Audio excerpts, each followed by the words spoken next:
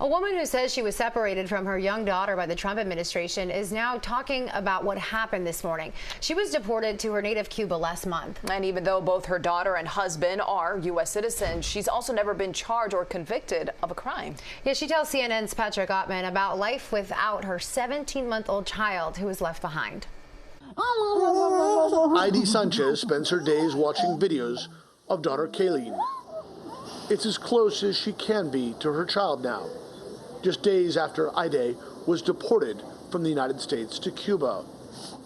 Kayleen, who was born in Florida, stayed there with her father, who, like Kayleen, is also a U.S. citizen.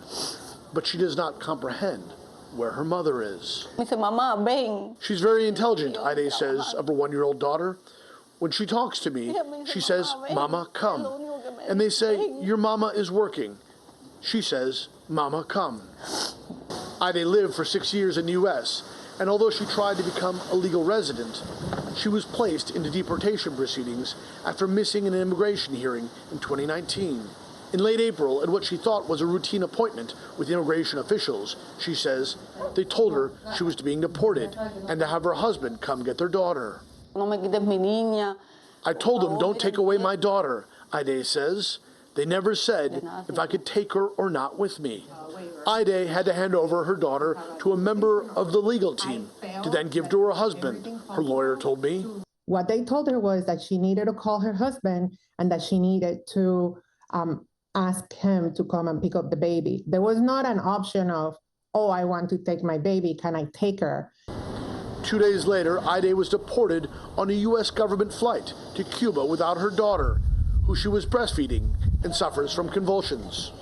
In a statement to CNN, the Department of Homeland Security contradicted what Heidy and her attorney told us, saying they always allow parents to decide whether their children are deported with them or stay behind with relatives, and that, quote, the Trump administration is giving parents in this country illegally the opportunity to self-deport and take control of their departure process with the potential ability to return the legal right way and come back to live the American dream.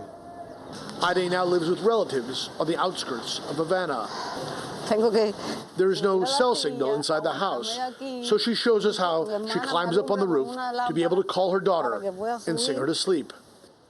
In Florida, Heidy says she was working as a nursing assistant and had no criminal record, not seeming to fit with the image of the dangerous, undocumented immigrants that the Trump administration says it is removing from U.S. streets. Photos of her wedding in the U.S. are reminders of a different world, a different life. I ask Heidy if she thinks she was living the American dream. I don't know if it was the American dream, she tells me, but it was my dream, my family. A dream and family that seem farther and farther out of reach. Patrick Ottman, CNN Havana.